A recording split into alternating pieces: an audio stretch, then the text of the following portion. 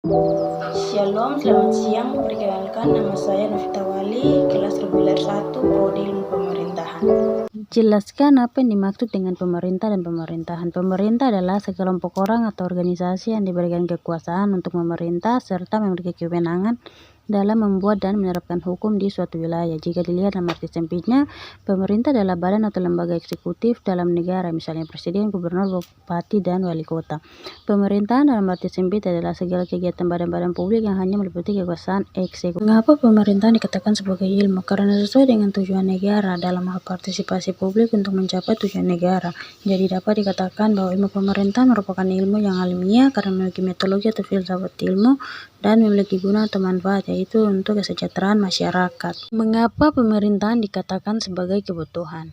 Pemerintahan dikatakan sebagai kebutuhan karena menimbang banyak manfaat dan negosiasi yang bersifat menguntungkan bagi kesejahteraan masyarakat. Berapa asas-asas pemerintahan? Jelaskan. Asas umum pemerintahan yang baik KUPB merupakan prinsip yang digunakan sebagai acuan penggunaan wewenang bagi pejabat pemerintahan dalam mengeluarkan keputusan atau tindakan dalam penyelenggaraan pemerintah. AUPB yang dapat diterapkan dalam pelaksanaan pelayanan publik antara lain asas kepastian hukum, kemanfaatan, ketidakpihakan, kecermatan, penyalahgunaan kewenangan, keterbukaan, kepentingan umum, dan pelayanan.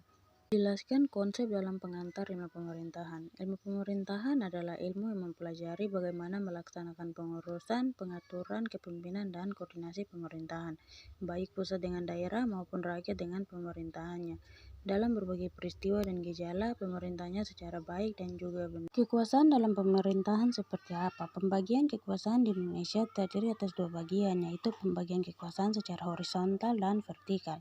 Pembagian kekuasaan secara horizontal yaitu pembagian kekuasaan menurut fungsi lembaga-lembaga tertentu, contohnya legislatif, eksekutif, dan yudikatif. Sedangkan pembagian kekuasaan secara vertikal merupakan pembagian kekuasaan menurut tingkatnya, yaitu pembagian kekuasaan antara beberapa tingkat pemerintahannya.